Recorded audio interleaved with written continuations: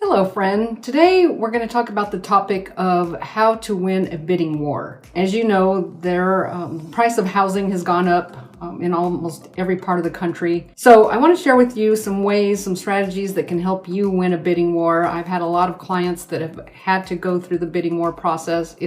I can be honest with you, it's not fun for them. It's not fun for the realtor. The person that it is fun for, and I've been on that side too, is when you're the listing agent and the seller. In that case, then it can be, a better experience for you. So with that, let's take a look at some ways and strategies that you can win a bidding war.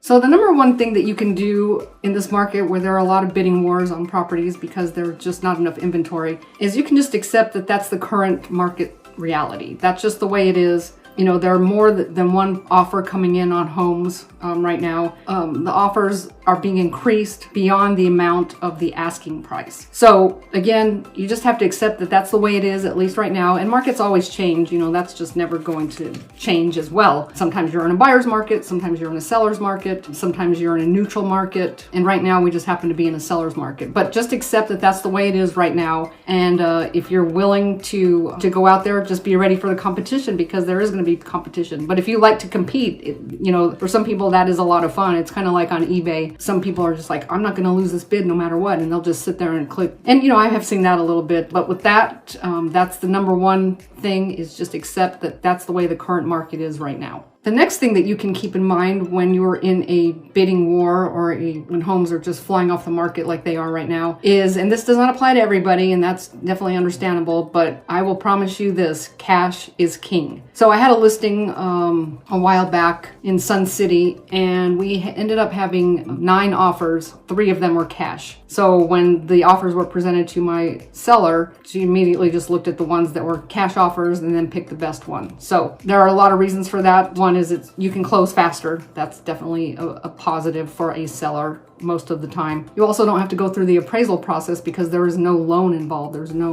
lender that needs to prove the worth of the home. So that also speeds things up as well. So cash is king. Again, it doesn't happen to everybody, but if you are in that position, you're in a better position than most because you don't have to go through all those hoops to get the home. So the next thing you can do to help win a bidding war if you are in that situation is there's something called a pre-approval and a pre-qualification. So typically speaking, this is very general. Mortgage pre-qualification is a good way to get an estimate of how much home you can afford. That information is usually not verified. So it's just given to the mortgage lender from the client. The better step, or the one that will get you a better position in the game, is to get a pre-approval, which takes it one step further. It still lets you know about the amount that you can afford for the home, but it takes it one step further because that information is verified financial information. So if you can get that, it shows that you're very serious, that the information has been verified by the lender, and that they are in good standing to go ahead and make the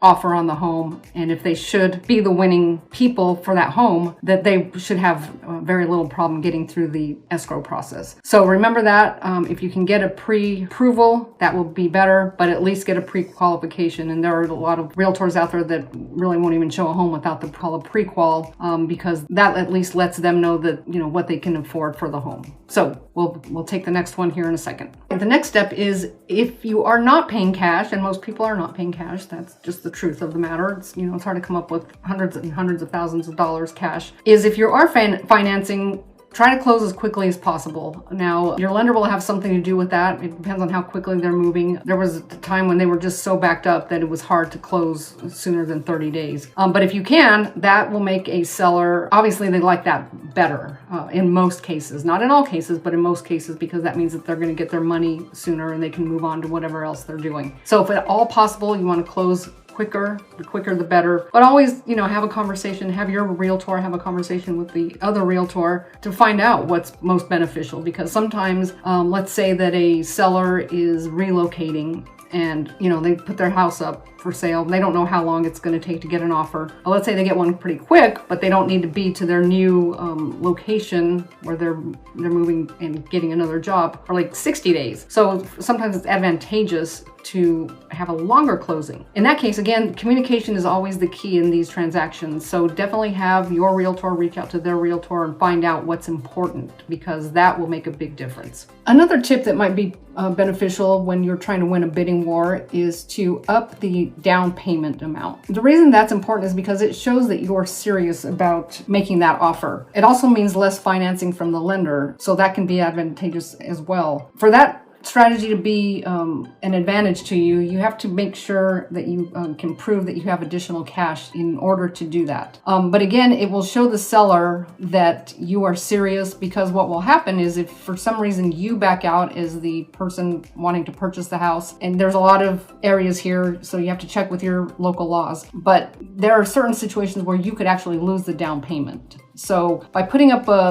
showing that you're going to put down more down payment, it shows that you are serious about this process and that you really do want the house. So that, when I was looking at offers with my clients, we would look at who's putting a bigger down payment down. It's kind of more skin in the game for the buyer. So you want to take a look at that and think about that. But also remember that if for some reason you're walking away, you could lose. There are instances where you could lose that down payment. So definitely think carefully about that. Contact or stay in touch and talk about that, discuss that, know the ins and outs of that with your realtor who can guide you through that process. Okay, another thing that you can do to win a bidding war is just being flexible with contract terms. We've kind of talked about that a little bit in the other bullet points that I discussed, but always have a conversation and find out what's important to the seller, because there are so many different things going on in people's lives. You won't know what the best offer is unless you have all the facts. So if they need a longer term, then be willing and flexible to do that. I mean, obviously you might want to get in the house or need to get in the house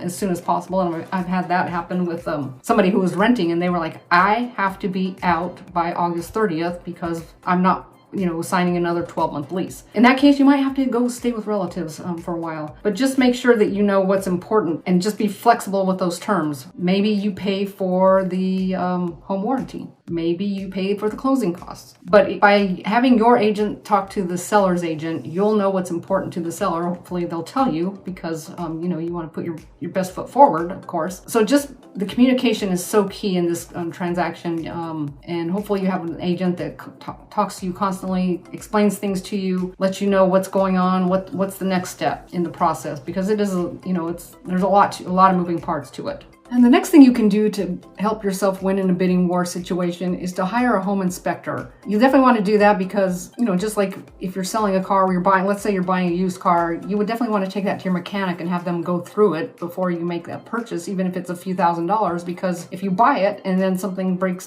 down in it, then you're stuck. The same thing with a home. You want to have somebody go through that home, a certified, trained inspector can point out some of the issues that you might have. But the way to help yourself in that case is to maybe shorten the inspection period. So you want to get that inspection done as quickly as possible. And if there are things on there that maybe you can do yourself, let's say you're handy and you're like, okay, that doesn't need to be done, but maybe just maybe one big thing. But the shorter that list of things that need to be dealt with as far as repairs to the home, the better chances that you'll have of getting that home. And some sellers actually do a pre-inspection ahead of time, knowing that they're going to list a home, and that way they can get ahead of that and get those items taken care of before the home actually goes on the market.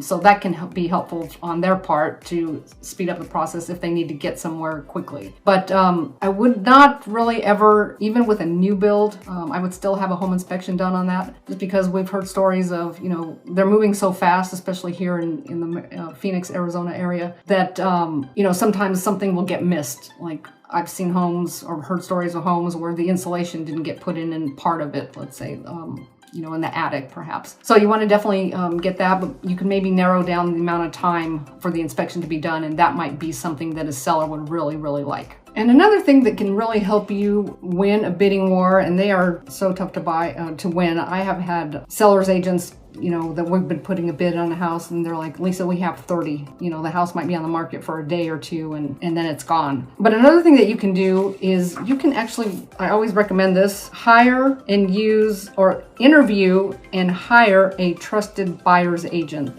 There's actually a NAR, National Association of Realtors, certification that you can get, which there's ABR, I think it's approved buyer's representative, and you go through classes or through a certification, a class to get that certification. But you don't have to have that, but you know, if you do, it shows that they're serious about working with buyers. But again, the communication is just so key between you and your realtor, and then between the realtor that you have hired and the other side realtor. The communication, I just cannot stress that enough. It is so key to just have that, because if you don't have that, you don't know where you stand, you don't know what's going on, you have questions, you get frustrated, obviously. So you just really want to work with somebody that has great communication skills, and you should know that right off. Like if you text them or email them or call them and it takes 2 days to hear back, that's probably not a good sign. So you want to take your time, interview at least 3, and then pick the one that you feel is going to do a great job. And you know, it's just going to make a better experience for you. So that's a big one. Okay, so that's our video about how to win bidding wars. Let's just recap real quick.